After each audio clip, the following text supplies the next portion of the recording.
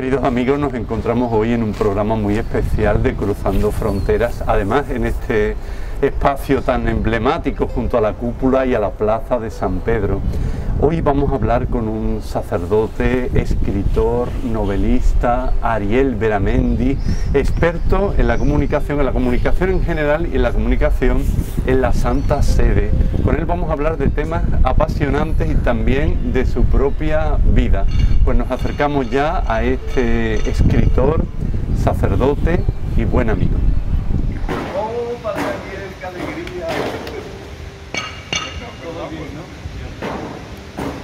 Bien, qué alegría verte, a ver qué tal esa entrevista, porque esto va a ser bueno. Muy contento de poder estar en tu programa. Yo la primera pregunta que te haría para los seguidores de Cruzando Fronteras es que nos cuentes quién es Ariel Beramendi. Además, con ese apellido yo diría que tan literario. Bueno, el apellido es vasco, de origen vasco.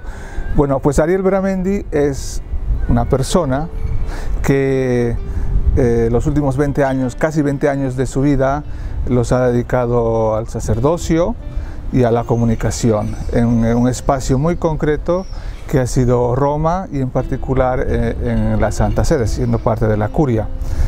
Y nazco en Bolivia, en Cochabamba específicamente. Somos 5 hermanos, 4 hermanos y una hermana. Mi mamá fue enfermera, mi papá fue electricista y yo a 19 años decidí entrar al seminario y bueno, estoy acá.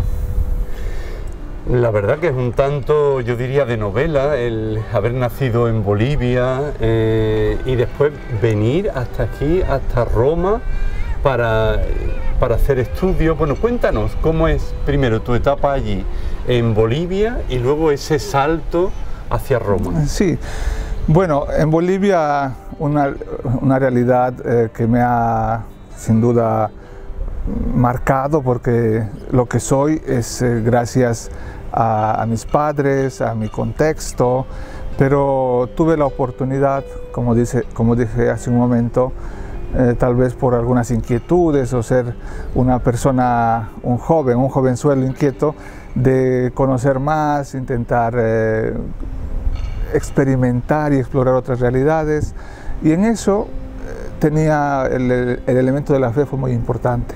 Mi abuela, la mamá de mi mamá, fue quien me llevó a la iglesia y allí conocí yo lo que era la religión, conocí a Dios en un estilo más amigable, pero nunca me planteé ser sacerdote.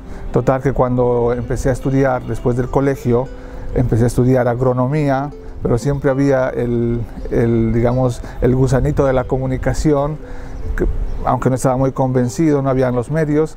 Luego llegó un momento en el que dije, bueno, estoy estudiando en la universidad y veo que ya no voy a la iglesia, entonces algo está pasando con este amigo que tengo, que es Jesús, no lo estoy visitando tanto. Y en esa oportunidad, en el pueblo mío, en la misa, en la fiesta de la Asunción, que hay una virgen muy importante allá en Cochabamba, que aglutina durante el 15 de agosto a lo mejor 1 millón de personas, yo fui una vez más allí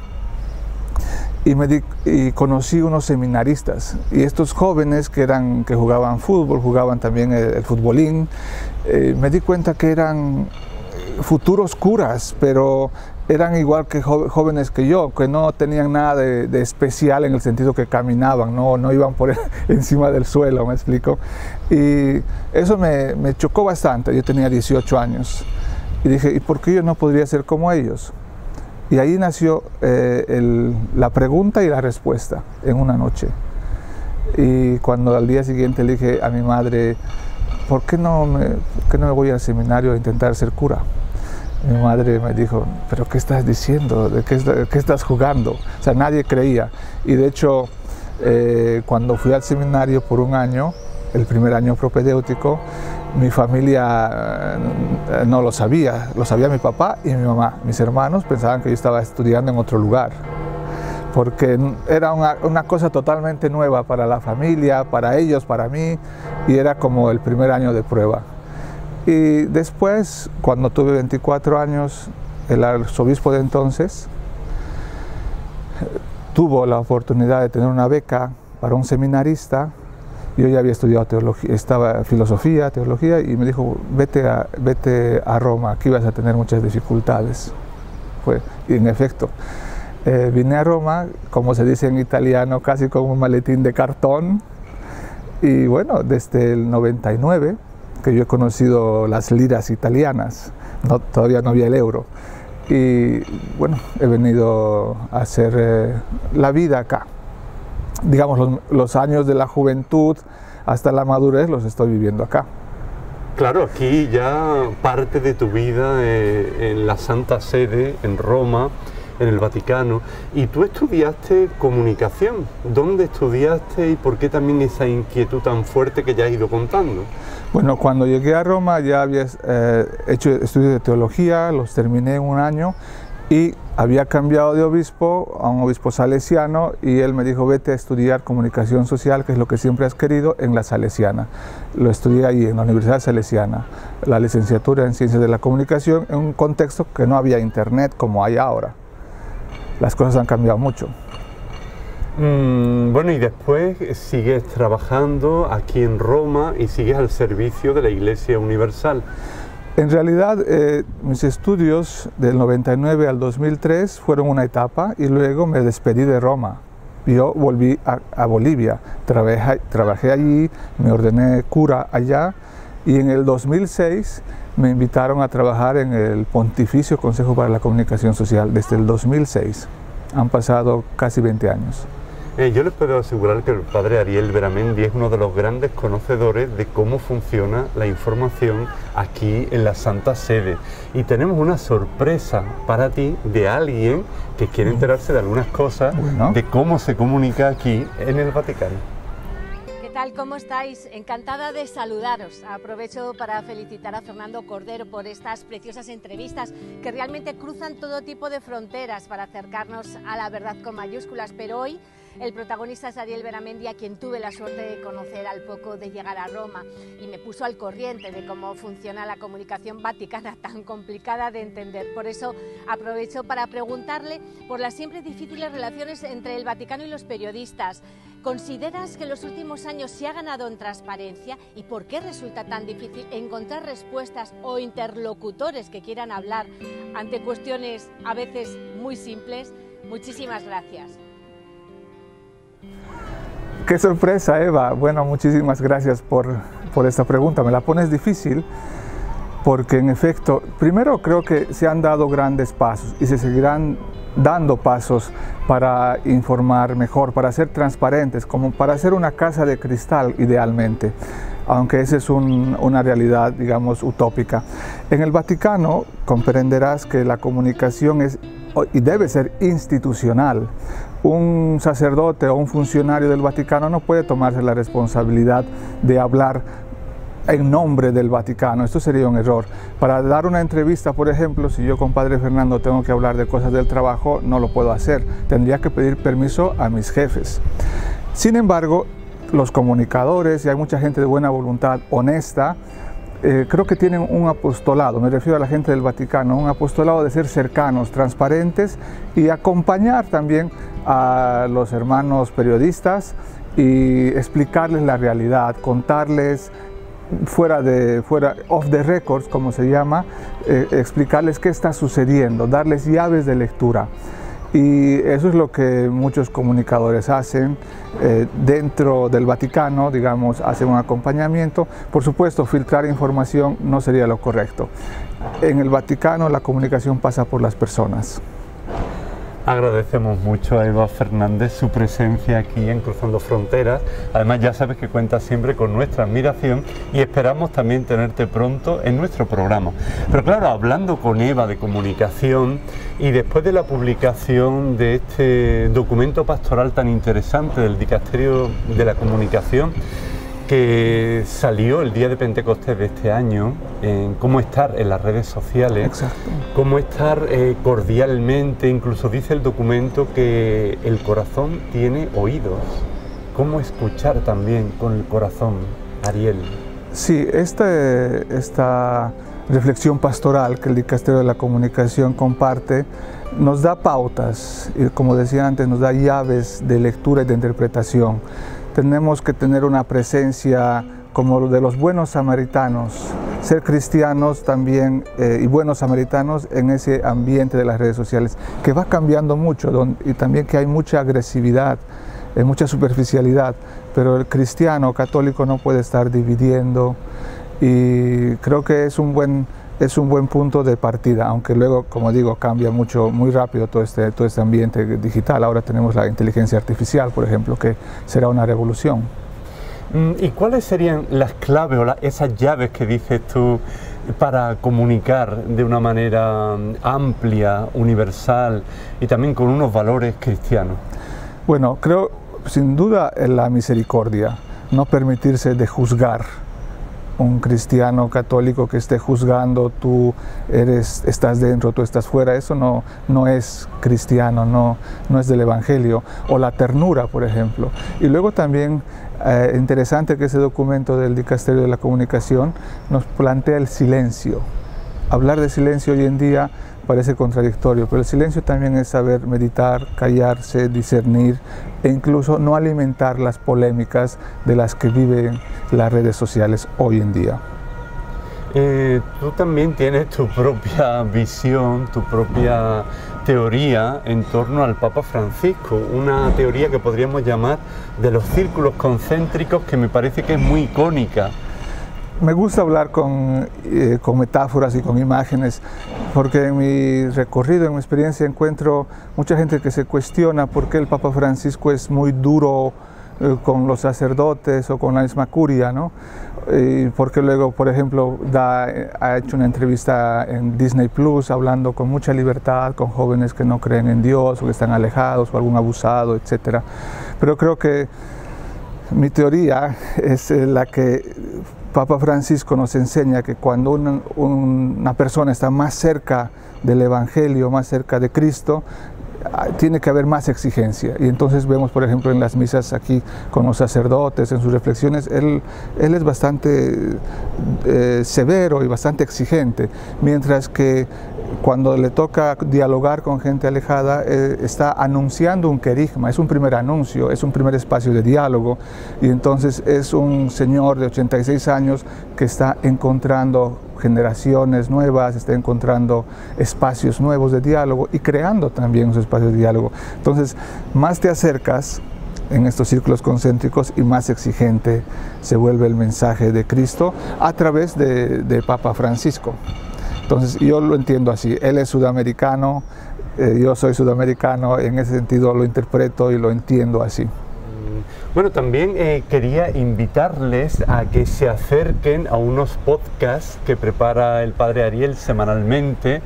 Cuéntanos un poquito esta iniciativa que tienes, que es tan interesante, porque yo creo que es una lectura diferente de lo que sucede aquí en la Santa Sede por alguien que está dentro de la maquinaria de la Santa Sede. Bueno, los podcasts y los artículos semanales que he decidido hacer desde hace más de un año es un apostolado. Porque un sacerdote comunicador, entiendo mi vocación de sacerdote junto a la vocación de comunicador, tiene que hacer comunicación. Y en él he decidido hacer esto para dar una interpretación, una explicación de cómo es esta maquinaria, de qué está sucediendo. Suceden muchas cosas en el Vaticano, pero yo semanalmente tomo 3 o 4 hechos y los explico, porque luego hay mucho prejuicio en lo que sucede en el Vaticano. Se cree que todo sea secreto, que hay agentes 007 y que hay cosas demasiado escondidas, pero si una persona te lo cuenta en un lenguaje no curial, un lenguaje más cercano, creo que puede ser una buena opción, y yo es lo que hago cada semana.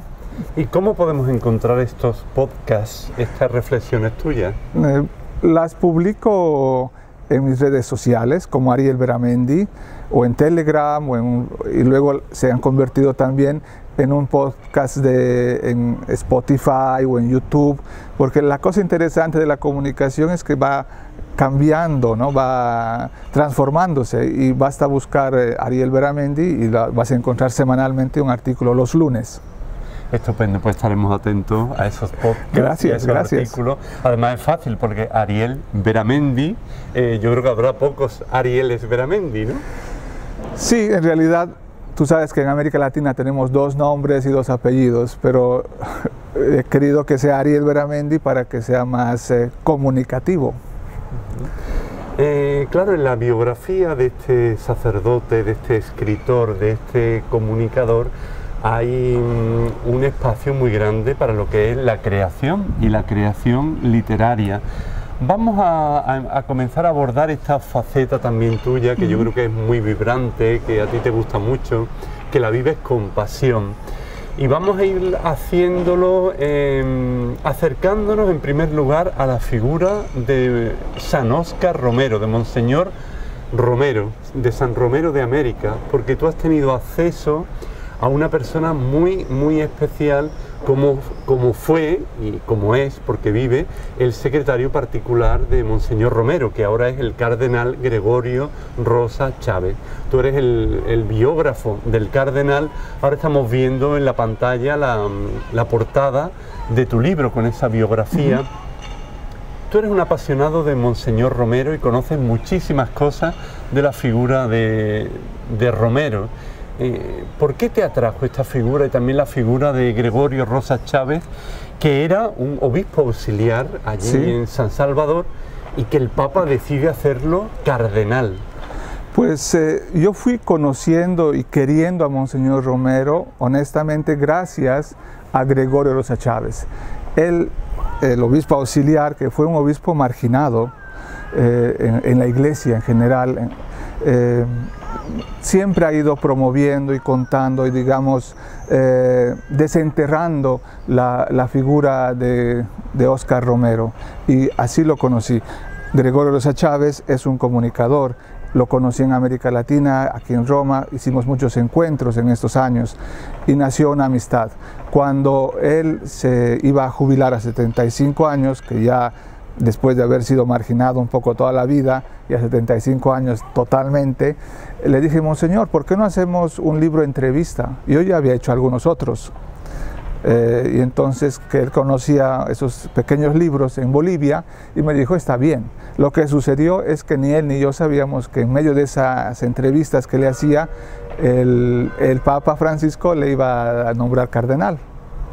Y claro, ahí fue la revolución, ¿no? Ahí fue una revolución, porque ya él había dado su palabra de hacer el libro, entonces no podía echarse atrás, y yo empujaba para que el libro saliera. En realidad el libro se terminó de escribir antes de la pandemia, pero él es una persona humilde, entonces no le gusta estar, justamente no le gusta estar bajo los reflectores.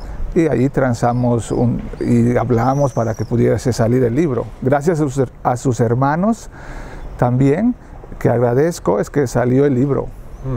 El libro, ¿cómo podemos encontrar este libro? Bueno, el libro, sobre todo el título. El título es Conversaciones con el cardenal Gregorio Rosa Chávez, Premio Nobel de la Fidelidad. Luego, si quieres, te explico por qué ese título. Pero el libro se ha difundido sobre todo en América Central. Él promovió el libro y le estoy agradecido por eso. Pero también lo he puesto en formato digital, y a través de Amazon se puede pedir las copias impresas. Todavía no está en editorial, a ver si alguna editorial española pues se anima a editarla. Ya me dirás tú. Continuando con esta dimensión literaria tuya, ¿qué consejos darías, lo primero, a un joven que quiera ser sacerdote? Bueno, el mundo está cambiando velozmente, hay muchos jóvenes que ya no se... La vocación ya no viene cuando uno es tan joven como antes. Si yo pienso a 19 años he decidido mi vida, a veces me asusto, pero creo que hay que intentar. No quiero ser romántico, no quiero dorar la píldora. A una persona, joven o no joven, que tenga la inquietud vocacional, yo le digo: hay que intentar. Yo llevo casi 20 años intentando, y entonces pues la vocación es eso, es como un matrimonio, cada día tienes que decir que sí. Puedes tener momentos de duda, momentos tristes, pero luego miras atrás y ves que vale la pena, que ha dado un sentido. Entonces yo le digo: hay que intentar, inténtalo, no tengas miedo de perder un año de tu vida en esto y luego ya decides tú. Que no te quede el gusanito, ¿por qué no lo hice? ¿Me explico? Y otra pregunta en relación a esta. ¿Qué le dirías a un joven que quiera ser escritor? Bueno, yo, digamos, no soy la persona ideal porque aún tengo el sueño de transformarme en un escritor como tú, que ya tiene muchos lectores y demás, pero le diría que no se desanime, que puede haber mucha gente que se ría de ellos porque quiere ser escritor. Le diría que tampoco escriba pensando que va a vivir de eso, sino que eso tiene que ser un hobby, algo que te guste hacer. Que si eres un artista, pues muestra y comparte tu arte sin esperar nada a cambio.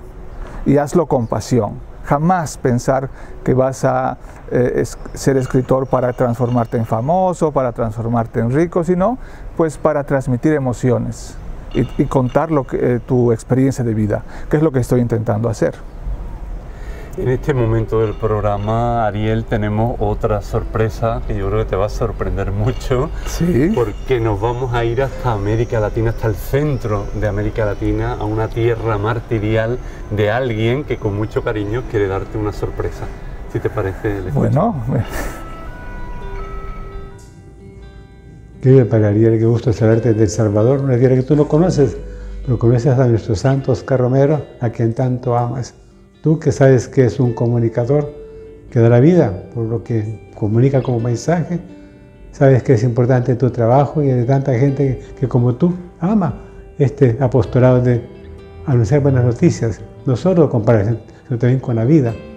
Así que con esta experiencia que he tenido contigo tanto tiempo de ser amigos y colegas en comunicación, quiero preguntarte, ¿cuáles son tus proyectos para el próximo futuro?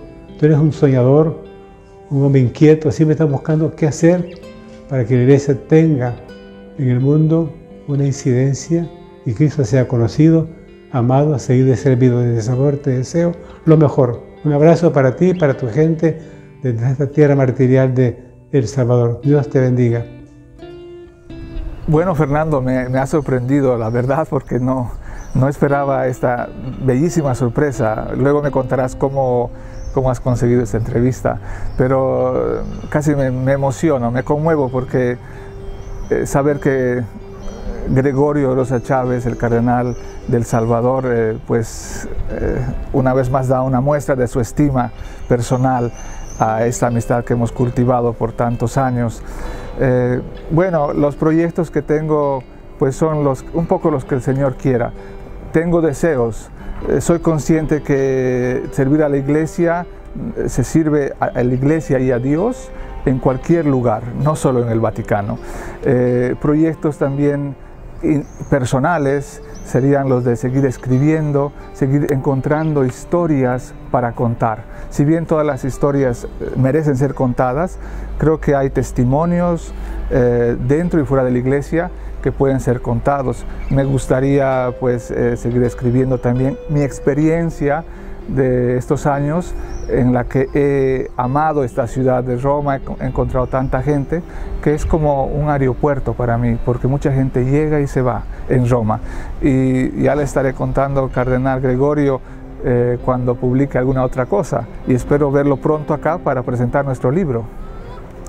Hemos estado hablando de la faceta de Ariel Beramendi como escritor. Yo tengo aquí dos de tus obras que podemos encontrar también en Amazon.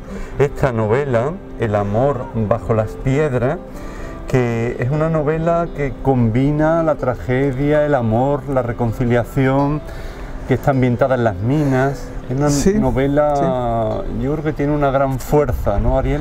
Es una historia real porque en América Latina, en concreto en un pequeño pueblo de los Andes en Bolivia, se descubrió la plata a inicios del 1900 y ahí se formó una gran ciudad casi cosmopolita para esa época.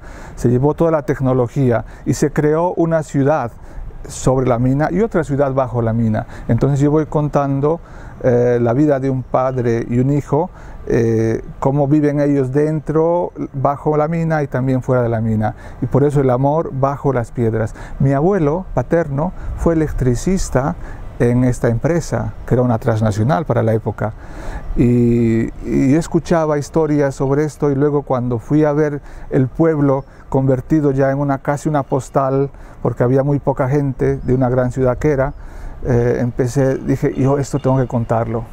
Y bueno, es un poquito inspirada también en hechos que han pasado, que han sucedido.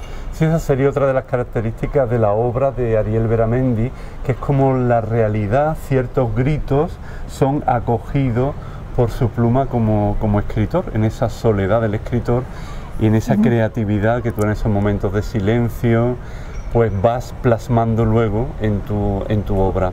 Sí, creo que la soledad es un tema interesante para el sacerdocio porque no se habla, hay muchos temas tabús en el sacerdocio. Uno de ellos es la soledad. ¿Qué haces con ello? ¿Cómo te relacionas con la soledad?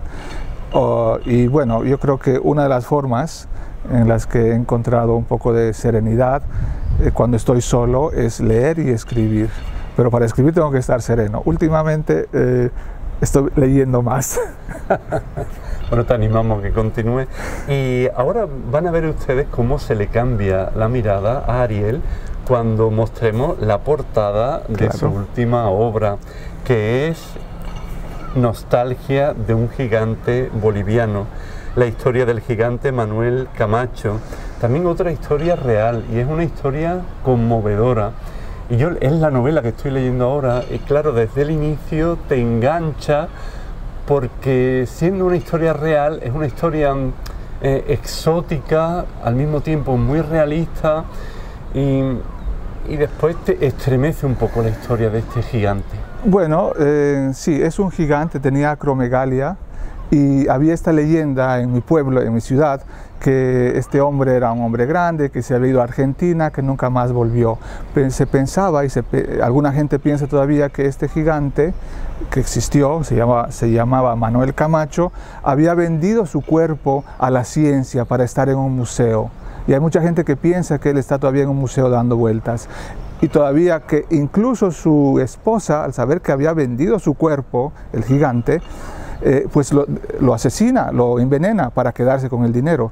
Pero estas todas son leyendas urbanas que no hacen justicia a la realidad y tampoco a las personas, porque yo estaba como intrigado de esta historia cuando encontré el hilo de conexión con la familia.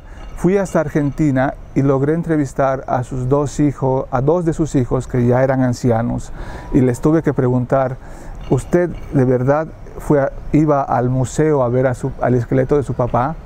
Y ellos me contaron una historia de vida estremecedora que no se conocía, y eso me hizo también buscar documentos, visitar hemerotecas y reconstruir una vida interesante, fascinante, con muchas dificultades. Pero la historia es una historia sobre la diversidad, la aceptación de la diversidad, la búsqueda de la felicidad, que es la historia de cada uno de nosotros. Y aquí Ariel Beramendi nuevamente regresa a sus raíces, regresa a Bolivia, regresa a América Latina, Argentina, a Brasil. Las raíces siempre presentes, ¿no, Ariel? Claro, las raíces siempre van a estar allí, y yo creo que por un lado todos vamos cambiando en la vida. Tú no eres la misma persona que eras hace 5 o hace 10 años, pero hay elementos como hilos conductores que siempre nuestra querencia va a estar latiendo debajo de nosotros, ¿no? Y pues cuando yo tengo que ir a Bolivia, pues me agito porque hay emociones que se chocan unas contra otras, y es la querencia de volver a tus raíces, beber de ello y luego seguir el peregrinaje de este mundo. Dialogando contigo en otras ocasiones, yo no sé si esta es una pregunta muy políticamente correcta, pero como tenemos confianza, me gustaría también que la pudiéramos hablar, no solo por ti que vienes de América Latina, de Bolivia, sino por otros sacerdotes que vienen de países de África o de Asia, aquí a Roma, en concreto al Vaticano. Es difícil que alguien que es de otra cultura, alguien extranjero, se adapte a la vida aquí de Roma y en concreto también de la Santa Sede. Bueno, hay que distinguir las cosas. Una cosa es Roma, otra cosa es el Vaticano, la Curia Vaticana. Primero que, por ejemplo, hoy en día hay más de 5.000 sacerdotes en Roma estudiando. Es gente adulta que viene ya que en sus países tiene un estatus, una secretaria parroquial, etcétera, un staff, una feligresía, y cuando vienen acá pues hay un choque cultural enorme, porque primero que no se habla la lengua, segundo que es otra cultura, y tercero que vuelves a ser como un seminarista. Y esto pues es un choque que puede darte o llevarte a una nueva dimensión para recrearte, para reacomodarte, o simplemente te puede incluso aplastar. Es una realidad con la que las personas tienen que hacer las cuentas. Y mientras esto sucede, en los lugares de orígenes, la gente piensa, pues, el padrecito está tomando té con el Papa a las 5 de la tarde, está en Roma y seguramente lo saluda y mandan saludos. Son esas tensiones de las cuales no se habla. La pregunta un poco más compleja y más políticamente caminando, digamos, en el filo del cuchillo, digamos, sobre la Santa Sede, pues el ambiente de la Santa Sede es un ambiente muy formal. Bueno, últimamente hay muchísimos cambios por la reforma. La reforma está en ebullición, por lo cual habrá que ver cómo se va a calmar. Papa Francisco ha dicho que los sacerdotes que vengan a trabajar acá lo tienen que hacer por 5 años y después marcharse o tal vez renovarse por otros 5 años, pero no más. Entonces está cambiando el rostro en cuanto a los sacerdotes. Por supuesto, también hay que decir que un sacerdote que viene a trabajar acá aprende el trabajo en años, porque la dificultad de esta institución o la particularidad de esta institución es saber qué puerta hay que tocar, cuáles son la metodología, cuál es la historia de trabajo, el idioma, las personas. Y yo creo que muchas cosas pasan por las personas. Entonces una persona no puede venir aquí y pensar que ya va a cambiar todo y va a conocer a todas las personas y hacer, digamos, fuegos artificiales, ¿no? Hay que ir con calma y artesanalmente. Poquito a poco. Exacto. Continuamos hablando sobre literatura, sobre libros, sobre la Santa Sede, con el padre Ariel Beramendi. Y ahora yo te preguntaría, Ariel, ¿qué lecturas recientes estás haciendo y qué lecturas también recomendarías? Bueno, pues acabo de leer dos libros, uno de literatura latinoamericana, el premio Alfaguara, Cien Cuyes, de un autor peruano, y el que acabo de leer el día de ayer justamente es Cruzando Fronteras, de un gran escritor, Fernando Cordero, y que te debo decir que me ha impactado bastante el hecho literal que tú vas cruzando fronteras en los temas que tocas. Hay testimonios, este libro me ha ayudado a dialogar con distintas realidades con las cuales yo no tengo contacto. Hay testimonios sobre la vivencia cristiana, familiar, testimonios de exclusión y temas de frontera que quizás no estamos acostumbrados a leerlos, a reflexionar. Me ha gustado mucho y además que se lee muy amenamente. Yo lo he leído en el tren cuando vengo acá y voy a casa. Y bueno, felicidades. Y lo recomiendo porque pues la verdad está muy bien escrito, es muy amigable, digamos así. Pues nada, muchísimas gracias por la recomendación. Y yo lo último que te preguntaría, Ariel, es sobre cómo ves tú el futuro de la Iglesia. Has estado hablando antes de esta reforma que está intentando el Papa Francisco. ¿Cuáles son un poquito tus sueños y cómo ves el futuro también de la Iglesia? Primero que hay que considerar que la Iglesia, que se entienda bien esto que voy a decir, la Iglesia no es el Vaticano. Es una parte muy importante de la Iglesia, la Santa Sede, muy importante, pero no es toda la Iglesia. Y toda la Iglesia está en un momento de cambio porque el mundo está en un momento de cambio. Por un lado, las vocaciones sacerdotales que disminuyen en una parte del mundo, pero por ejemplo en África se están multiplicando mucho. Mucha gente dice que allí está el futuro de la Iglesia. Pero bueno, ¿cuáles son los sueños? Los sueños creo que sean que seamos una iglesia más transparente, más dialogante, yo volvería a usar el término casi de un encuentro dialogante, artesanal, porque no podemos ser una institución que habla solo desde una torre, y para esto es necesario encontrar a las personas, incluso aquellos que no creen en Dios, incluso aquellos que no irían jamás a una iglesia. Tenemos elementos y temas comunes de los cuales podemos hablar.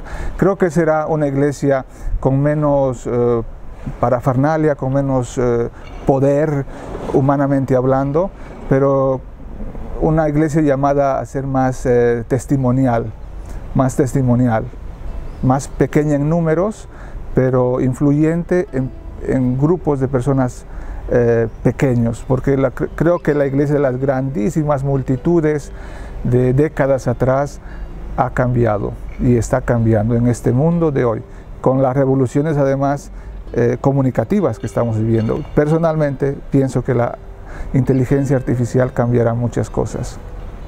Ya hablaremos en otro momento de esa inteligencia artificial. Sí, sí. Ariel, muchísimas gracias por este ratito de conversación con garra y con calma, de haber compartido todo lo que nos has ido diciendo, que en realidad es tu propia experiencia, muchos años de trabajo callado, silencioso, de buen hacer, y esperamos tenerte en otra ocasión aquí en Cruzando Fronteras. Yo te agradezco, Fernando, y agradezco a tu público.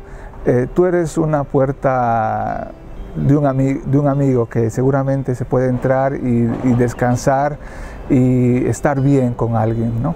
Y yo aprecio mucho eso de ti y de tu público, porque tú me has permitido ahora entrar hasta sus hogares, hasta sus vidas, y espero que nos veamos, si no es aquí, en otro lugar. Claro que sí.